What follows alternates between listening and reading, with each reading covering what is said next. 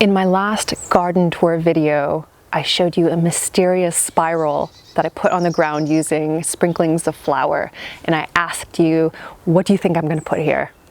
Well, it's been several weeks now, and I am pleased to announce that I now have a brand new herb spiral in its place.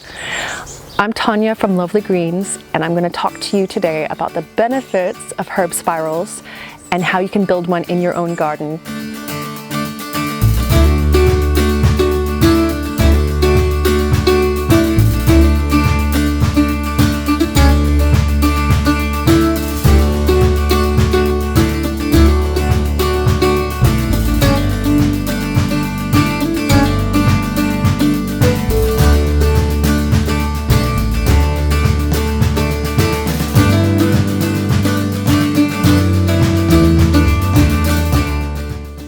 So what exactly is a herb spiral?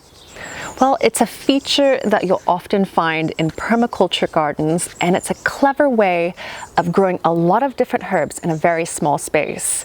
So if you have a small garden or a small allotment, this is the way that you could use to create space for all those different herbs and also create the little microclimates that some of them need to survive.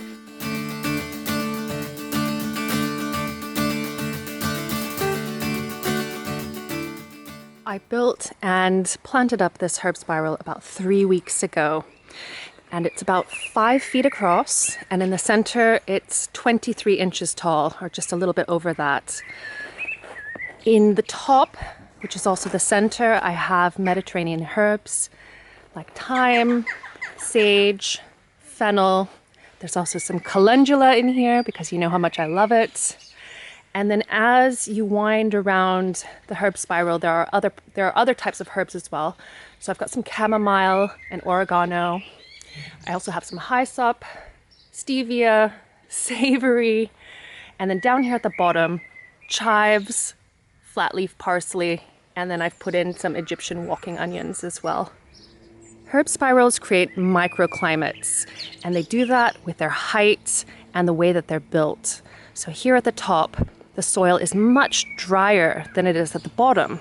And that's just because it's elevated and has better drainage. And it looks and feels a lot drier than this soil and compost is down here with the flat leaf parsley. It's much moister. And I just watered this last night and you can see the difference.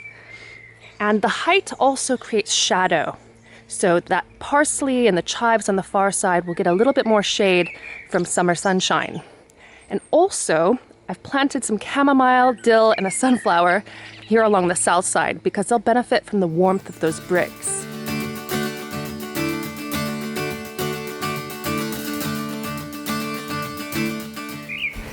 If you've not heard the term permaculture before, all that means is that it is an idea of creating systems for the garden and for the home and for society and lifestyle that use and replicate natural systems to create a really efficient and sustainable design. In the case of a herb spiral, what you have is a mound of earth that creates little microclimates, and so it's cleverly creating space for everyone to grow and thrive within the same small space. Herbs are a huge group of plants, and you have your culinary herbs, you have your medicinal herbs. There are so many different plants within that category, and some of them will come from climates like the Mediterranean. So things like rosemary and thyme and sage, and they love sun, they love free draining soil, they don't mind it being a little bit dry. And then you get other herbs. You think about things like parsley and you think about chives, and they love a little bit more richer and moister soil and benefit from a little bit of shade as well and shelter in some cases. And a herb spiral creates all of those different conditions for all different types of plants. The design of a herb spiral is basically a mound that you create using bricks in my case, but you could use stone, you could use concrete or wood, and you create a spiral, you fill it in with soil and compost, and you plant things that like it a little bit drier and sunnier at the top, and things that like it a little bit moister and sheltered at the bottom. And that's essentially all it is.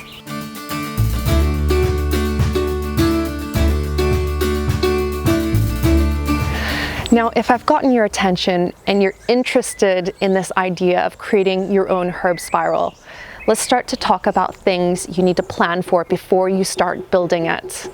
So first of all, location. The best place for a herb spiral is going to be near your home, and that's for convenience sake, so that it's easy for you to water it when it needs to be, and also for you to harvest the herbs, because the closer your herbs are to the kitchen, the more you're going to use them. Siting is important too. You should choose a place that gets a lot of sun, that is relatively far away from trees and shrubs so that the roots don't compete, and it should also be fairly level. Now in my case, both my gardens are on slopes, and so what I've done is level an area that I'd already prepared for a bed. Let's say that you have the perfect spot in mind for your herb spiral. What you need to do next is collect your materials.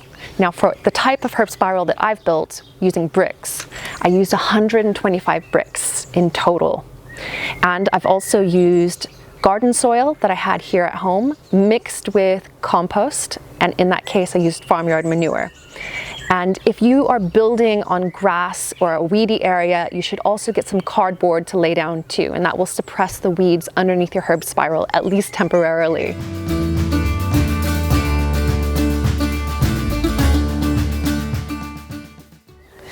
If you want to create a really effective herb spiral, you have to think about the design. And the first aspect is, where does the sun sit in your sky? Here in the northern hemisphere, the sun sits in the south. And so I'm keeping that in mind with my herb spiral. So the lowest point is going to be on the north side, because that's the area that I want shaded. It will be naturally shaded by the mound of the herb spiral, and things like parsley can go there. You can also put a small pond at the end of your herb spiral too, and by digging it, you have some material to fill your herb spiral in with. Once you've worked out where the sun sits, now you've got to start thinking about dimensions. The standard herb spiral is about 5 to 6.5 feet in diameter, and if you're in a temperate climate like mine, it can be quite short. So mine is only about 23 inches tall. If you're in a really dry or hot climate, you might want to have a little bit more shade on the north side to protect those tender plants. And so you should make it a little bit taller, so about 40 inches. But you can have a herb spiral that's anywhere in between those heights. The next step is designing the spiral pattern on the ground. Work out where the center of your spiral is going to be, and then you can use flour, as I've done, or you can use bricks or stones. You create that pattern on the ground. So the growing space should be a minimum of about 1 foot, and you should also work in a clockwise direction if you're in the northern hemisphere, and that will leave you with the lowest point being on the north side. If you're in the southern hemisphere, it's obviously the reverse.